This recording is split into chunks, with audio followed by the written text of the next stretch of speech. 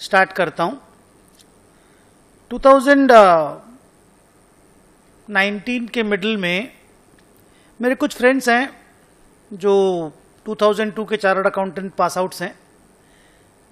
मिले हम लोग एक बार, तो सब लोगों ने मेरे को बोला कि सर अब तो सारे लिस्टेड एंटिटीज अपना फिनेंशियल स्टेटमेंट्स इंड एज पे बनाने लग गई हैं और हम लोग 2002 के पास आउट्स हैं, तो हम लोगों का तो पूरा जो नॉलेज है या जो बिल्टअप हुआ है वो एग्जिस्टिंग अकाउंटिंग स्टैंडर्ड्स पे हुआ है। अब इंड अकाउंटिंग स्टैंडर्ड सिस्टम तो नया आ गया, तो हम लोगों को थोड़ा सा इंड अकाउंटिंग स्टैंडर्ड का ट्रेनिंग दे दीजिए आप, सो दैट हम लोग कॉर्पोरेट फाइनेंशियल स्टेटमेंट्स को ठीक से समझ पाएं। Some of them are working in bank, some of them are working in even IT sector, और कुछ लोग अपना प्रैक्टिस भी करते हैं। तो उन्होंने बोला कि सर थोड़ा सा इंड एज का ट्रेनिंग हमें दे दीजिए। तो मैंने बोला मैं तो सीए फाइनल के बच्चों को इंड एज पढ़ाता हूं, तो आप उस सीए फाइनल वाले बच्चों वाला जो पेन ड्राइव है वो ले लीजिए, उससे पढ़ लीजिए। तो बोला सर उसमें कितनी क्लासेस हैं? मैं बोला अप्रॉक्सीमेटली उसमें 100 क्लासेस हैं। और बोला सर एक क्लास कितने घंटे की होती है? मैं बोला अप्रॉक्सीमेटली 3 घंटे की होती है। तो बोला सर 300 आवर्स अभी हम लोगों के लिए निकालना पढ़ाई के लिए और इंड एज को समझने के लिए ये प्रैक्टिकली पॉसिबल नहीं है। सर कुछ ऐसा करके दीजिए कि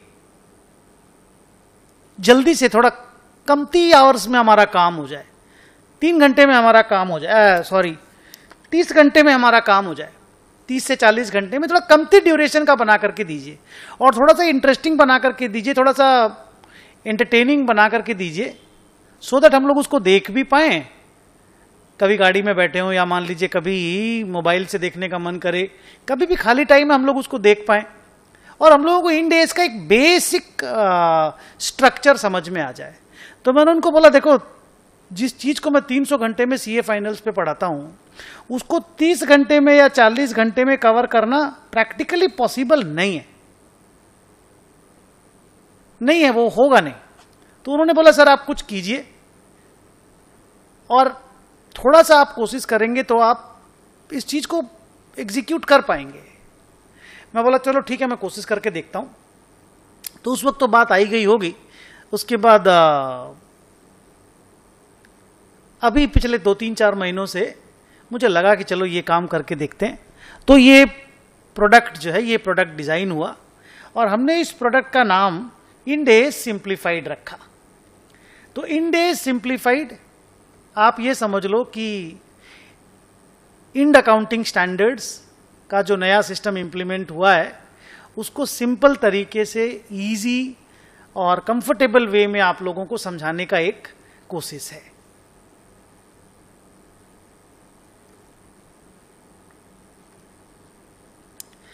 आइए हम लोग इंड एज के इंट्रोडक्शन में चलते हैं। आज का जो लेक्चर रहेगा वो इंट्रोडक्शन टू इंड एज पे रहेगा। इंट्रोडक्शन टू इंड एज में मुझे एक छोटी सी स्टोरी याद है। 2008 में जब लेमन ब्रदर्स का क्राइसिस हुआ, जिसको हम लोग फाइनेंशियल क्राइसिस बोलते हैं, उस वक्त जितने ग्लोबल लीडर्स हैं वर्ल्ड में, उन लोगों का एक मीट हुआ कि इस तरह का फाइनेंशियल क्राइसिस जब आता है तो कैसे मैनेज किया जाए। सारी चीजों को डिस्कस करने के लिए आई डोंट रिमेंबर कि मीट कहां पे हुआ था, लेकिन उस मीट में इंडिया का रिप्रेजेंटेशन मनमोहन सिंह जी ने किया था और उस मीट में ये फाइनल हुआ था कि सारे कॉर्पोरेट्स, मतलब बेसिकली पूरी दुनिया का अकाउंटिंग लैंग्वेज आईएफआरएस होना चाहिए। और बोला कि सारे, खास करके लिस्टेड एंटिटी जितने भी है जिसमें पब्लिक का पैसा लगा हुआ है, उनके फिनेंशियल स्टेटमेंट्स आईएफआरएस पे बनने चाहिए। ये डिसीजन उस मीटिंग में लिया गया। 2009 के आसपास मीटिंग हुई होगी, मुझे टाइम याद नहीं है और प्लेस भी याद नहीं है, लेकिन आई रिमेंबर द स्टोरी कि भाई मनमोहन सिंह जी अटेंड करने गए थे उसको। उस वक्त यूपीए की सरकार थी और मनमोहन सिंह जी उस मीटिंग को अटेंड करने गए थे। तो वो जब उस मीटिंग से वापस आए हिंदुस्तान, तो उन्होंने हमारे यहाँ पे इंस्टीट्यूट को और मिनिस्ट्री ऑफ कॉर्पोरेट अफेयर्स को इस चीज को लेकर के प्रिपेयर होने के लिए बोल दिया कि भाई हम लोग इंडेस मतलब हम लोग IFRS इंप्लीमेंट करने जा रहे हैं, हिंदुस्तान में IFRS इंप्लीमेंटेशन होगा, ये इंस्ट्रक्शन गवर्नमेंट की तरफ से आ गया था। And I can say you कि 2011-12 वाला जो साल था, 2011-12 वाला, इंडिया में IFRS इंप्लीमेंट होने वाला था। और इंडियन मतलब हमारा जो चार्टर्ड अकाउंटेंसी वाला इंस्टीट्यूट है वो ऑलरेडी इसके लिए तैयार था और सारे IFRS को रेडी करके हम लोग रख चुके थे कि हम लोग IFRS इंप्लीमेंट कर देंगे। And at that point of time we could not implement it because of some taxation issues or some problems here and there, हम लोग implement नहीं कर पाए। या आप ये बोल दो कि सब चीजों को स्ट्रीमलाइन करने में थोड़ा सा टाइम लगता है, 2008 से 2011 बहुत शॉर्ट टाइम था, तो हम लोग इंप्लीमेंट नहीं कर पाए। एंड सब्सिक्वेंटली जब 2014 में NDA की सरकार आई तो अरुण जेटली ने जब अपना पहला बजट स्पीच दिया तो उसमें उन्होंने बोला कि IFRS has to be the reality, हम लोगों को अपने फाइनेंशियल स्टेटमेंट्स को IFRS में कन्वर्ज कर देना चाहिए, हम लोगों को IFRS इंप्लीमेंट करना है। एंड उन्होंने डेडलाइन दे दिया कि 2016-17 का फाइनेंशियल स्टेटमेंट्स, 2014 में 14 मंथ ऑफ मे में मोदी सरकार आई थी ना, तो 2016-17 उन्होंने डेडलाइन दे दिया कि certain group of corporate entities must start their preparation of financial statements using IFRS। Arun Jaitley की बजट स्पीच में आई रिमेंबर, आप लोग भी कभी वो बजट स्पीच निकाल करके देखिएगा, तो उन्होंने ये बात बोली थी कि हम लोग IFRS इंप्लीमेंट करने वाले हैं। अब एग्जैक्ट जो रोड मैप IFRS की इंप्लीमेंटेशन का है वो हम आपको थोड़ी देर के बाद बताएंगे, लेकिन ये स्टोरी है। अच्छा देखिए, अच्छी बात क्या हुई कि जब 2016-17 से जेटली जी ने बोला कि हम IFRS इंप्लीमेंट करने जा रहे हैं, हम लोग कांग्रेस के रेजीम में, NDA की रेजीम में रेडी थे 2011-12 में कि हम लोग IFRS इंप्लीमेंट कर पाएंगे। इंस्टीट्यूट ने अपना सारा होमवर्क कंप्लीट कर लिया था, जो अकाउंटिंग स्टैंडर्ड बोर्ड आप बोलते हो, उन्होंने सारा मसाला रेडी कर लिया था, जस्ट हम लोगों को इंप्लीमेंट करना था।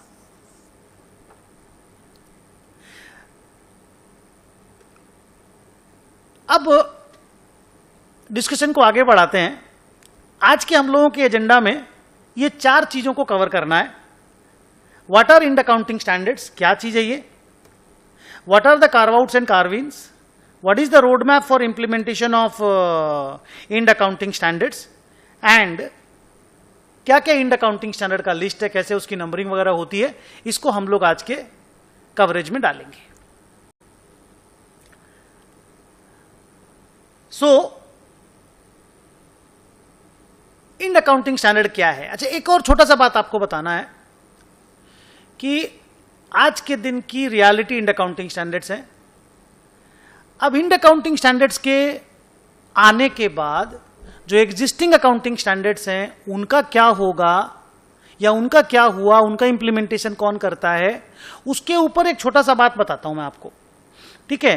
देखिए, Ind accounting standard is only applicable on certain group of companies and only companies, and that too even certain group of companies। आप ये समझ लो बिगिनिंग के लिए कि companies which are either listed or companies who have or which have the net worth of more than equal to 250 crores, 250 crore से ऊपर वाली unlisted entities और किसी भी नेटवर्थ वाली लिस्टेड एंटिटीज, कंपनीज, सिर्फ उन्हीं लोगों को इंडेस इंप्लीमेंट करना है या इंडेस अप्लाई करना है। बाकी जितने भी लोग हैं, बाकी जितने कंपनियां बच गई, कॉर्पोरेट्स बच गए, बाकी जितने इंडिविजुअल्स हैं, इवन बड़े बड़े नेटवर्थ वाले इंडिविजुअल्स हैं, उनको आज भी एग्जिस्टिंग अकाउंटिंग स्टैंडर्ड ही फॉलो करना पड़ता है। So at this point of time in India we have 2 set of accounting principles. One is guided by the existing accounting standards and one is guided by the Ind accounting standard. अब ये 2 set of accounting principles रख करके कितने दिन हम लोग survive कर पाएंगे? It is not good, it is not healthy for an economy. तो हमारे इंस्टीट्यूट ने, मैं आपको अंदर की बात बताता हूं, हमारे इंस्टीट्यूट ने already 35 number of existing accounting standards converged into Ind accounting standard prepare कर लिया है, अप्रूव भी हो जाएगा, आने वाले 1-2 सालों में वो इंप्लीमेंट भी हो जाएगा। मतलब आप मान के चलो कि जो बाकी कॉर्पोरेट्स बच गए, जो लोग अभी इंड एस के रजीम में नहीं है और जो इंडिविजुअल लोग भी बच गए, उनका जो एग्जिस्टिंग अकाउंटिंग स्टैंडर्ड है वो भी इंड अकाउंटिंग स्टैंडर्ड के जैसा बन जाएगा आने वाले 1 से 2 सालों में। तो कोई भी तरह का प्रोफेशनल हो, इवन एक चार्टर्ड अकाउंटेंट हो जो मान लो छोटी कंपनियों की ही ऑडिट करता हो या छोटी कंपनियों का ही अकाउंटिंग करता हो, और किसी भी तरह के प्रोफेशनल्स हों, उनको इंड एस का एक बेसिक नॉलेज तो होना ही पड़ेगा। और उसी चीज को ध्यान में रखते हुए मैंने ये प्रोडक्ट आपके लिए डिजाइन किया है। एक बार तो लगा कि सिर्फ सीए लोगों के लिए प्रोडक्ट को बनाएं, लेकिन फिर उसकी यूटिलिटी को देखते हुए हमने ये देखा कि इस पर्टिकुलर प्रोडक्ट का, इस पर्टिकुलर क्लास का, या ये जो क्लासेस मैं आपको दूंगा, ये बहुत सारे प्रोफेशनल, हाँ लेकिन है ये प्रोफेशनल लोगों के लिए, ये बहुत सारे प्रोफेशनल लोगों को हेल्प करेगा। ये सीए लोगों को तो ऑब्वियसली हेल्प करेगा, जो भी बैलेंस शीट स्टडी करते हैं ना, चाहे वो सीएस हो, चाहे वो सीएमए हो, चाहे वो एमबीए हो, सीएफए वाले बच्चे हों, या इवन एफआरएम वाले प्रोफेशनल्स हों, ये सभी को हेल्प करेगा। जिसको किसी भी तरीके से कभी भी बैलेंस शीट एनालिसिस करना पड़ता है, जो स्टॉक मार्केट में हो, ट्रेडर हो, उसको ये हेल्प तो करेगा। उसी तरीके से हम लोगों ने इसमें कंटेंट डाला है। ठीक है, तो आइए डिस्कस करते हैं what are Ind accounting standards. Ind accounting standard क्या है? अगर मैं डिफाइन करूं तो Ind accounting standards are Indian version of IFRS. Indian version of IFRS जब बोलने का मेरा मतलब है वो ये है कि हम लोगों ने आईएफआरएस को कन्वर्ज किया अपने सिस्टम में, मतलब इंडिया में आईएफआरएस को कन्वर्ज किया। तो अब यह है कि आईएफआरएस में जो भी प्रोविजंस लिखे हुए हैं, जो भी रूल्स लिखे हुए हैं, हम लोगों ने उसको 100% as it is copy paste क्यों नहीं कर दिया? हम लोग कॉपी पेस्ट कर सकते थे। अगर हम 100% कॉपी पेस्ट करते ना तो उसको बोला जाता अडॉप्शन, जो मैंने सुना है पाकिस्तान ने किया है, बहुत सारी कंट्रियों ने किया है। कोई पाक एस बोल करके कोई एस नहीं है, लेकिन हम लोगों ने ये डिसाइड किया इंडिया में कि इंडियन इकोनॉमिकल सिस्टम को देखते हुए, इंडियन इकोनॉमिक्स को, इंडिया के फिनेंशियल स्ट्रक्चर को देखते हुए, इंडिया के वे ऑफ डूइंग अकाउंटिंग को देखते हुए हमारे इंस्टीट्यूट ने डिसाइड किया कि नहीं, हम इसको अडॉप्ट तो नहीं करेंगे। अच्छा, ये जो मैं बोलता ना हमारे इंस्टीट्यूट ने डिसाइड किया, इंस्टीट्यूट का जो अकाउंटिंग स्टैंडर्ड बोर्ड है ना, वो accounting standard board is having the responsibility और has taken the responsibility of drafting and preparing all the Ind accounting standard. तो वो अकाउंटिंग स्टैंडर्ड बोर्ड बोलूं या मैं आईसीएआई बोलूं, बीच बीच में आप लोग इसको मैनेज कीजिएगा। तो हमारे अकाउंटिंग स्टैंडर्ड बोर्ड ने ये डिसाइड किया कि हम आईएफआरएस अडॉप्ट तो नहीं करेंगे, हम कॉपी पेस्ट तो नहीं करेंगे। हमको अगर लगे कि हमारी सिचुएशन को देखते हुए हमको उसमें कुछ चेंजेस डालने हैं तो हम चेंजेस डालेंगे। लेकिन यस, हम लोग आईएफआरएस के सोल को डिस्ट्रॉय नहीं करेंगे। जिसको बोलते हैं ना, heart and soul will not be destroyed, will not be changed. हम लोग पूरा उसके, जिसको बोलते हैं बेसिक थीम को मेंटेन करेंगे, लेकिन अगर certain changes are required here and there, we will do that. और उसी चेंजेस को हम लोगों ने कार्व आउट का नाम दिया।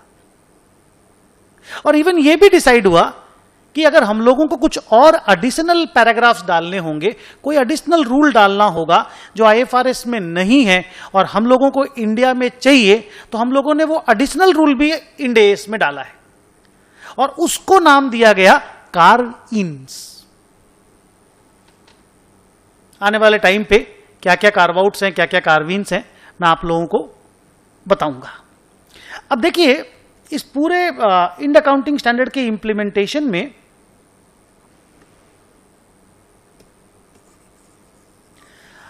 टोटल देखिए, एक तो सेंट्रल गवर्नमेंट का रोल है। सेंट्रल गवर्नमेंट का क्या रोल है कि सेंट्रल गवर्नमेंट को ये अनाउंस करना है, मिनिस्ट्री ऑफ कॉर्पोरेट अफेयर्स को ही नोटिफाई करना है कि भाई इंड एस कॉर्पोरेट्स अप्लाई करेंगी। तो ministry of corporate affairs under government of India Ind accounting standards को नोटिफाई करने की जिम्मेदारी लेती है। अकाउंटिंग स्टैंडर्ड बोर्ड की जिम्मेदारी क्या है कि वो सारे इंड अकाउंटिंग स्टैंडर्ड्स को फॉर्मुलेट करेगी, प्रिपेयर करेगी। गवर्नमेंट ऑफ इंडिया को हेल्प करने के लिए एक कमिटी बनाई गई है जिसको नकास के नाम से जानते हैं, national advisory committee on accounting standards. ये कमिटी गवर्नमेंट ऑफ इंडिया को एडवाइस करती है कि ये वाला अकाउंटिंग स्टैंडर्ड, ये वाला इंडेस, ये वाला रूल, इसको अब इंप्लीमेंट करने का टाइम आ गया है, इसको आप इंप्लीमेंट कर दीजिए, इसको आप अनाउंस कर दीजिए। तो basically NACAS is an advisory body. Okay, so ये हो गया अपना what is an Ind accounting standard. तो अब जो हमारे फिनेंशियल स्टेटमेंट्स बन रहे हैं, या मान लीजिए रिलायंस इंडस्ट्रीज लिमिटेड का फिनेंशियल स्टेटमेंट जो 2016-17 से बनना चालू हो गया है, वो they are almost at parity with the international balance sheets. मतलब एक तुम्हारे माइक्रोसॉफ्ट की बैलेंस शीट जैसी होती होगी, जिलेट की बैलेंस शीट जैसी होती होगी, जनरल मोटर की बैलेंस शीट जैसी होती होगी, वैसी ही बैलेंस शीट, वैसा ही फाइनेंशियल स्टेटमेंट्स हमारे यहां पे बनने लग गया है। Even the presentation, the recognition, the measurement, everything is at par with international financial statements. ठीक है, आइए हम लोग डिस्कशन करते हैं कार्व आउट्स और कार्विन्स के बारे में। अभी थोड़ी देर पहले मैं आपको कार्व आउट के बारे में बता रहा था। तो कार्व आउट एग्जैक्टली क्या है? Carve out are the major changes that we have made in Ind AS। और ये changes means differences between our Ind AS and IFRS। अब क्योंकि मैंने IFRS बोला ना, हम लोग अडॉप्ट तो किए नहीं, हम लोग तो कन्वर्ज किए, तो हमको तो चेंजेस करने थे। तो जो जो चेंजेस हमने किए ना, उन चेंजेस को हमने कार्व आउट के नाम से हाईलाइट किया। मैं आपको एक कार्व आउट बताता हूं, बड़ा इंटरेस्टिंग कार्व आउट है, और आपको लॉजिकल भी लगेगा कि नहीं यार, इंडिया में ये कार्व आउट तो होना ही चाहिए। इस तरह की चीजें इंस्टीट्यूट ने, अकाउंटिंग स्टैंडर्ड बोर्ड ने बहुत केयरफुली डिस्कस करके कार्व आउट डाला है। और ऐसा भी नहीं किया कि बहुत सारे कार्व आउट डाल दिए, इतने सारे कार्व आउट डाल दिए, इतने सारा बदलाव हो गया कि चला IFRS ही डिस्ट्रॉय हो गया, IFRS का सोल ही खत्म हो गया। ऐसा भी नहीं किया गया। Very few carve outs here and there which were considered absolutely essential, सिर्फ उन्हीं कार्व आउट को हम लोगों ने डाला है। ओके, मैं आपको एक कार्व आउट का एग्जांपल देता हूं इसी जगह पे, तो आपको आइडिया लगेगा कि यस इट इज नीडेड। मान लीजिए ए लिमिटेड बी लिमिटेड को टेक ओवर करती है, अमलगमेशन जिसको आप लोग बोलते हो, इंड एस में उसको बिजनेस कॉम्बिनेशन बोलते हैं। तो say A limited has acquired 100% stake in B limited, और ए ने बी को अक्वायर करने के लिए मान लीजिए टोटल पेमेंट किया 500 करोड़ ऑफ रुपीस का। ये जो 500 करोड़ रुपीस का पेमेंट है, इसको purchase consideration, if you remember, इसको परचेज कंसिडरेशन के नाम से जाना जाता है। तो ये परचेज कंसिडरेशन का पेमेंट हुआ, ए ने बी को पेमेंट किया, और जो नेट असेट्स टेकन ओवर, मैं शॉर्ट फॉर्म में लिख रहा हूं, बोल रहा हूं फुल फॉर्म में, मतलब जो वेंडर से, बी लिमिटेड से जो असेट लायबिलिटी हमारे पास आई, उसका जब फेयर वैल्यूएशन हम लोगों ने किया, तो वो उसी को शॉर्ट में नेट असेट्स टेकन ओवर बोलते हैं। मान लीजिए वो net assets taken over 570 crore of rupees का है। अब अगर 570 करोड़ रुपए का नेट असेट आपको 500 करोड़ रुपीस में मिल जाता है, तो आपको एक प्रॉफिट होती है, because what you are paying is 500 crore and what you are getting is worth 570 crore. तो आप असेट्स रिकॉर्ड करोगे 570 करोड़ रुपए की, और आप पेमेंट करोगे 500 करोड़ रुपए का, तो आपको एक प्रॉफिट आएगा। And how much is that profit? That profit is of 70 crore of rupees. अब IFRS जो, अच्छा IFRS बच्चों बोल रहा हूं मैं आप लोगों को, मेरे को बच्चों बोलने की आदत है, इतने साल से बच्चों को ही पढ़ा रहा हूं, पहली बार ये कोर्स प्रोफेशनल लोगों से के लिए डिजाइन किया है, तो बच्चों बोलने की आदत कुछ दिनों में चली जाएगी। तब तक प्लीज आप बच्चे ही हो मेरे लिए, उसी तरह से मैं आपको बोल रहा हूं, ठीक है? थोड़े दिनों में मैं ये आदत सुधार लूंगा। अब ये जो प्रॉफिट 70 करोड़ रुपया का हुआ, IFRS जो लंदन का अकाउंटिंग स्टैंडर्ड बोर्ड ने, या इंग्लैंड का, यूके का बोल दो, उनके अकाउंटिंग स्टैंडर्ड बोर्ड ने जो IFRS बनाया, मेनली यूके से ही सारे अकाउंटिंग स्टैंडर्ड बनते हैं। एक्चुअली IFRS को ये माना जाता है, मतलब लंदन वालों ने जो अकाउंटिंग स्टैंडर्ड्स बनाए हैं IFRS, उनको ये माना जाता है कि very very comprehensive, they are very very logical, and they are almost they are perfect. और इसीलिए ग्लोबल मीट में यह डिसाइड हुआ कि नहीं, आईएफआरएस को इंटरनेशनल अकाउंटिंग लैंग्वेज बनाना है, इवन यूएस गैप को बनाना है, ऐसा डिस्कशन नहीं हुआ, यह फाइनल नहीं हुआ। So IFRS is considered to be the most perfect accounting standard of the world. ठीक है, तो अब ये जो प्रॉफिट 70 करोड़ रुपए की आई, आईएफआरएस का बोलना है कि हम लोग इसको P&L में डालेंगे, मतलब ये करंट ईयर का प्रॉफिट बोल करके रिकॉर्ड होगा। हमारे इंस्टीट्यूट ने, अकाउंटिंग स्टैंडर्ड बोर्ड ने डिसाइड किया कि नहीं रे बाबा, इसको पीएल में अगर डालने लगे तो ये तो बड़ा रिस्की प्रपोजल है। इंडिया में तो हो सकता है फिर कॉर्पोरेट्स इस तरह का मर्जर स्टार्ट कर दे, इस तरह का अमलगमेशन अकाउंटिंग स्टार्ट कर दे, जहां पे कमते परचेज कंसिडरेशन दे करके ज्यादा नेटो वाले एसेट लायबिलिटी को, even fair valuation of asset liability को डिस्टॉर्ट कर दे और अकॉर्डिंगली P&L में प्रॉफिट लें। साला बिजनेस से प्रॉफिट आता नहीं है, यहां से प्रॉफिट लें और फिर उसको डिविडेंड के रूप में डिक्लेयर भी करवा दे। तो बोला इस रिस्क को अवॉइड करने के लिए अकाउंटिंग स्टैंडर्ड बोर्ड ने फिर ये डिसाइड किया कि नहीं, हम लोग ये कार्व आउट डालेंगे, हम लोग इस प्रॉफिट को कैपिटल रिजर्व में ही शिफ्ट करेंगे। गेन ऑन बार्गेन परचेज इसको बोला जाता है। When you get a bargain purchase, when you get something at a lower cost, खास करके in the cases of amalgamation, तो उसको कैपिटल रिजर्व में शिफ्ट करेंगे। It cannot be transferred to profit and loss account। तो इस तरह के there are 10-11 number of carve outs। They are very stronger। I mean, ये छोटी मोटी बातें नहीं है, जो बड़ी बातें हैं उन्हीं को कार्व आउट के नाम से बोला गया। जो छोटे मोटे चेंजेस नाम में चेंज कर दिया, इधर उधर थोड़ा मोटा डिस्क्लोजर में चेंजेस कर दिया, उसको कार्व आउट नहीं बोला गया। Major changes which have been adopted by our Ind accounting standards in comparison to IFRS, only they are called carve outs। So carve out भी हम लोगों ने सिर्फ तभी डाला when we consider them to be absolutely essential। अब यहां पे देखिए, जो चेंजेस हम लोगों ने किए वो बेसिकली 3 जगहों पे किए। एक तो कार्व आउट जो मैंने आप लोगों को बताया, एक कार्विन। कार्विन क्या हुआ कि जैसे मान लो कोई रूल हम लोगों को इंडिया में चाहिए और वो आईएफआरएस में नहीं है। जैसे एक डिस्कशन है that was on common control transactions. ये देखिए, ये कार्विन में मैंने लिख के दिया है, बिजनेस कॉम्बिनेशन में एक कॉमन कंट्रोल ट्रांजैक्शन होता है। क्या है कॉमन कंट्रोल ट्रांजैक्शन?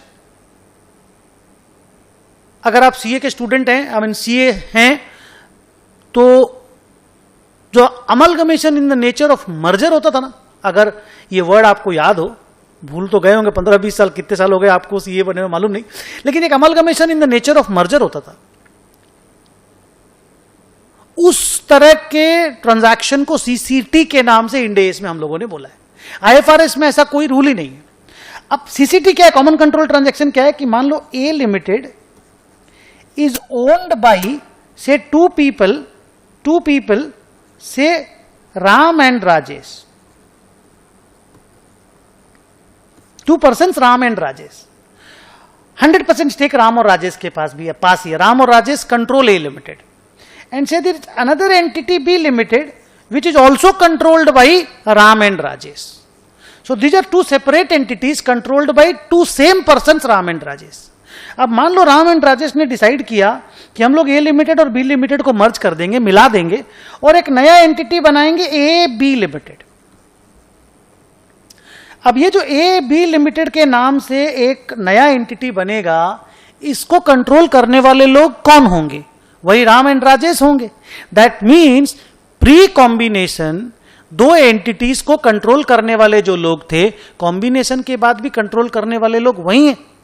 इस तरह के ट्रांजैक्शन को इंड एस 103 ने बोला कि हम लोग इसको कॉमन कंट्रोल ट्रांजैक्शन के नाम से जानेंगे और कॉमन कंट्रोल ट्रांजैक्शन के लिए हम लोग कुछ रूल्स बना करके देंगे जो आईएफआरएस में नहीं है। और इस तरह के चेंजेस को हम लोगों ने कार्व इन का नाम दिया। ओके, सो सम चेंजेस जो आईएफआरएस में कुछ और बोला गया है, हम लोग कुछ और बोलते हैं, they are called carve outs. And IFRS में अगर बिल्कुल भी कोई चीज लिखी हुई नहीं है और हम लोगों को यहां पे वो रूल चाहिए, उनको बोला गया कार्व इन्स। कुछ और तरह के चेंजेस भी हम लोग लाए, जो आप बोल सकते हो, हम लोग उसको बोलते हैं टर्मिनोलॉजी रिलेटेड चेंजेस। अब ये टर्मिनोलॉजी रिलेटेड चेंजेस क्या है कि जैसे मान लो IFRS में बोला जाता है कॉम्प्रिहेंसिव इनकम या total comprehensive income, profit and loss की जगह कॉम्प्रिहेंसिव इनकम। बैलेंस शीट को बोलते हैं स्टेटमेंट ऑफ फाइनेंशियल पोजीशन। तो वो सब नाम हम लोग अपने पुराने वाले नाम की स्टेटमेंट ऑफ फाइनेंशियल पोजीशन की जगह बैलेंस शीट ही बोला जाए, टोटल कॉम्प्रिहेंसिव इनकम की जगह प्रॉफिट एंड लॉस ही बोला जाए। उस तरह के छोटे मोटे चेंजेस जो टर्मिनोलॉजी रिलेटेड चेंजेस हैं, उनको भी हम लोगों ने इंड एस में डाला। Otherwise barring these 3 kind of changes, क्या क्या 3 kind of changes? Terminology related changes, carve outs and carve ins, IFRS के सोल एंड हार्ट को मेंटेन किया गया। So Ind accounting standards are converged IFRS। Now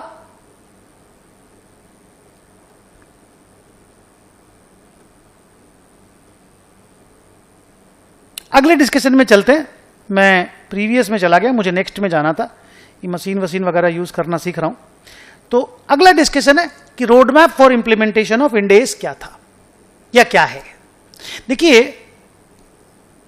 15-20 minute पहले मैं बोल रहा था कि जब जेटली जी का पहला बजट स्पीच आया था तो उन्होंने बोला था 2016-17 से सर्टेन ग्रुप ऑफ कंपनीज को इंड एस कंप्लाई करना पड़ेगा। मतलब उनकी जो एनुअल रिपोर्ट बनेगी 2016-17 वाली, वो इंड एस के हिसाब से बननी पड़ेगी। तो वो एग्जैक्ट रोड मैप क्या था वो मैं आपके सामने रखता हूं। रोड मैप को मैंने 4 पार्ट में डिवाइड किया है। One is companies other than banks, NBFCs and insurance companies, then NBFCs, then banks and then insurance companies. तो इसमें बाकी सारी कंपनियां आ गई। मैं पहले इन बाकी कंपनियों का इंड एस के इंप्लीमेंटेशन का आपको रोड मैप बताता हूं, कब कैसे इंप्लीमेंट हुआ मैं आपको बताता हूं। देखिए जो लिस्टेड एंटिटीज हैं या इवन जो अनलिस्टेड एंटिटीज हैं, बोथ, लिस्टेड और अनलिस्टेड एंटिटीज बोथ, जिनका भी नेटवर्थ इक्वल टू और मोर देन 500 करोड़ है, उन लोगों को पहला फाइनेंशियल स्टेटमेंट इंड एस वाला बनाने की जरूरत थी 2016-17 में। 2016-17 का financial statement end S compliant हो गया था उन लिस्टेड और अनलिस्टेड कंपनियों का जिनका नेटवर्थ 500 करोड़ से इक्वल टू या मोर था। अब रूल यह बना कि अगर कोई, जैसे मान लीजिए रिलायंस इंडस्ट्रीज लिमिटेड है, उसने 2016-17 में अपना financial statement end S compliant annual report में डाल दिया, पब्लिश जो हुआ वो end S compliant financial statement था। अब एक बार अगर आप इंड एस कंप्लाई कर लेते हो ना, you cannot change it. You have to prepare your financial statements as per Ind accounting standard subsequently. Forever. आपको इंड एस से ही फाइनेंशियल स्टेटमेंट बनाना पड़ेगा,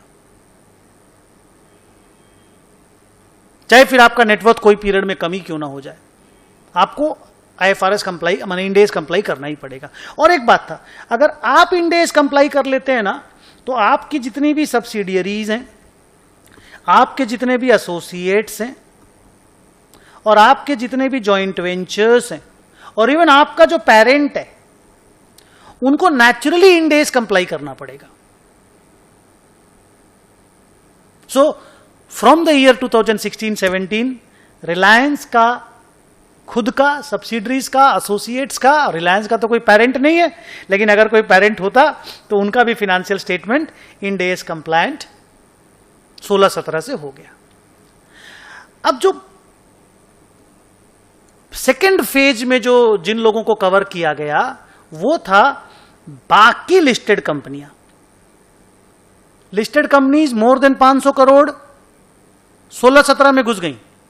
2017-18 में रेस्ट या बैलेंस लिस्टेड कंपनी सारी, रिमेनिंग लिस्टेड कंपनियां सारी आ गई और अनलिस्टेड कंपनियां 250 से लेकर के 250 से 500 करोड़ का जिनका नेटवर्थ था, उनको इंड एस में डाला गया. So all unlisted companies are not required to prepare their financial statements as per Ind AS. मान लीजिए एक छोटी कंपनी है, मान लीजिए ABC प्राइवेट लिमिटेड, और ABC प्राइवेट लिमिटेड का मान लीजिए नेटवर्थ जो है वो 40 करोड़ रुपया का है. तो क्या ABC private limited unlisted company है, तो क्या इतनी छोटी नेटवर्थ वाली कंपनी को, या मान लो 50 लाख की नेटवर्थ वाली कोई कंपनी है, क्या उसको इंड AS कंप्लायंट होना पड़ेगा? Answer is no. रूल मैं क्लोज करता हूं. अनलिस्टेड कंपनीज इंड AS में तभी आएंगी जब उनका नेटवर्थ 250 करोड़ से इक्वल टू या मोर होगा.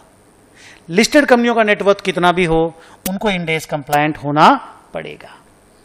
सो ये पहला रोड मैप डिस्कस किया मैंने किन लोगों के लिए? Companies other then NBFCs, banks and insurances companies. NBFC के लिए जितना चीज मैंने एग्जिस्टिंग दूसरी कंपनियों के लिए बोला, all the rules are same with the following changes. क्या चेंज? 16-17 की जगह इट इज 2018-19, और 17-18 की जगह इट इज 2019-20. मतलब आप ये समझ लो कि 2 साल का डिफरमेंट उनके लिए. सो बाकी everything same, only NBFCs are required to prepare IND accounting standards from 2018-19 and 19-20.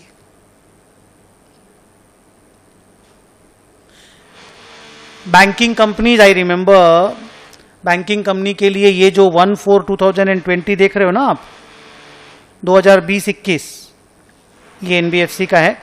2020-21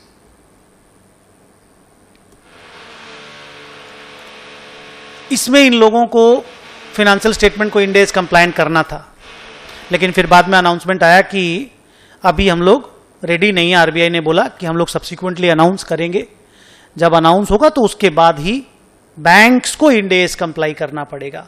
सो अब ये क्लियर नहीं है कि ये लोग कब तक अप्लाई करेंगे, but with this corona and all मेरे को लगता है कम से कम 2 साल तो डेफर हो ही जाना चाहिए.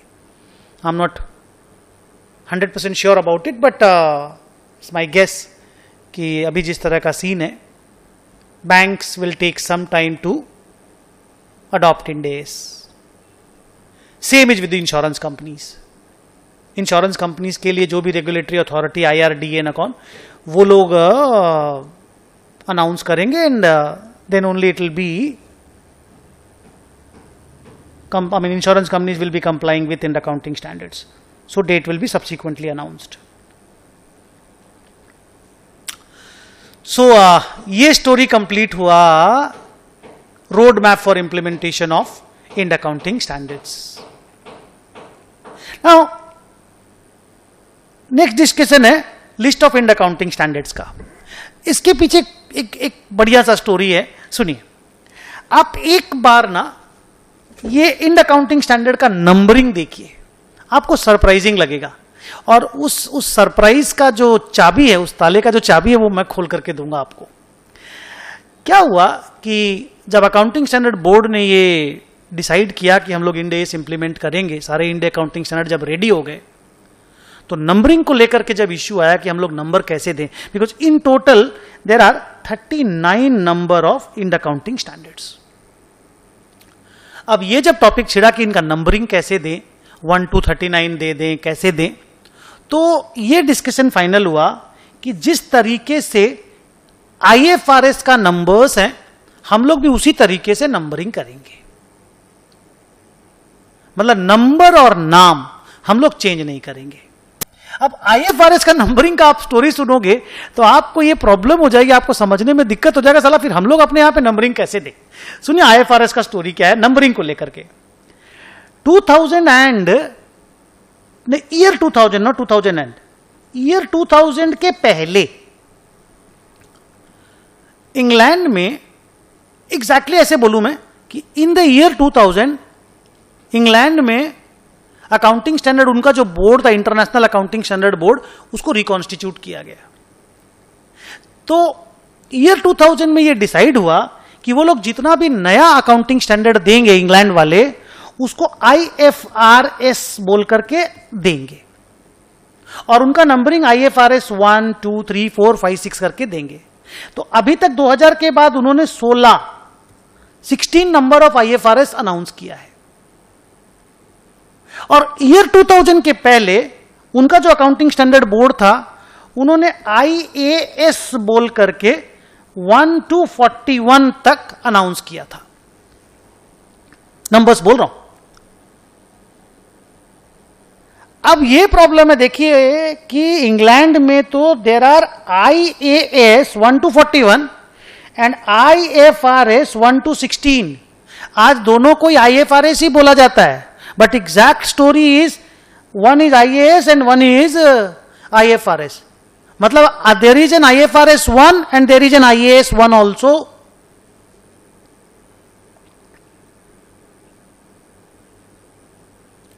अब हम लोग यहां पे जब नंबर्स को सेम रखने का कोशिश किए तो ये कैसे पॉसिबल हो बताओ? बिकॉज हमने तो IAS और IFRS जैसा दो नाम तो दिया नहीं, हमारे यहां तो नाम सारा इंड AS ही है।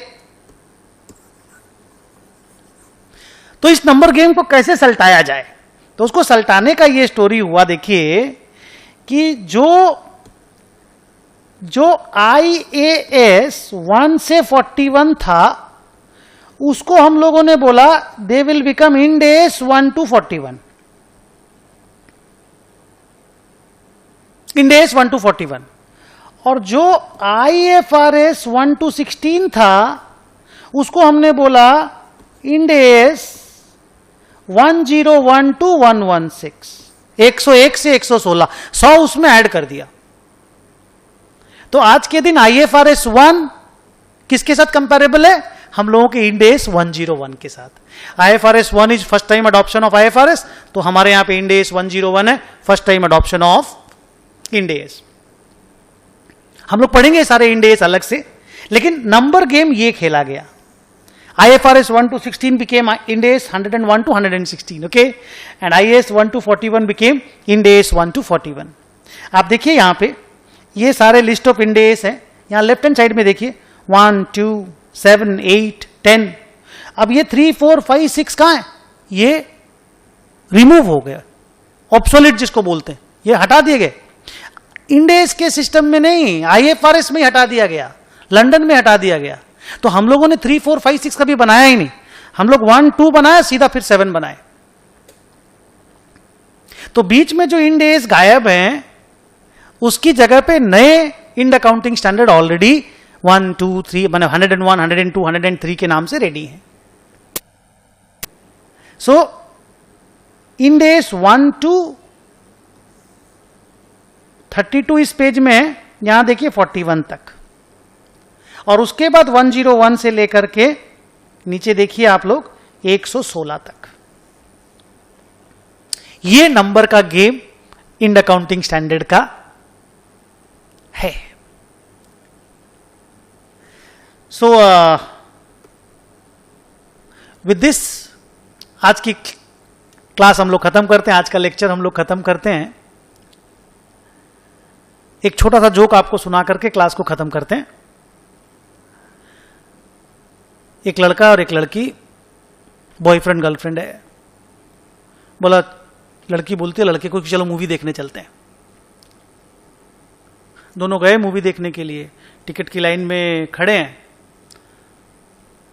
तो लड़की लड़का को बोलती है कि सबसे कॉर्नर वाला सीट लेना। लड़का बोलता अगर कॉर्नर वाला सीट नहीं मिला तो? लड़की बोलती फिर मूवी देख लेंगे। Thank you.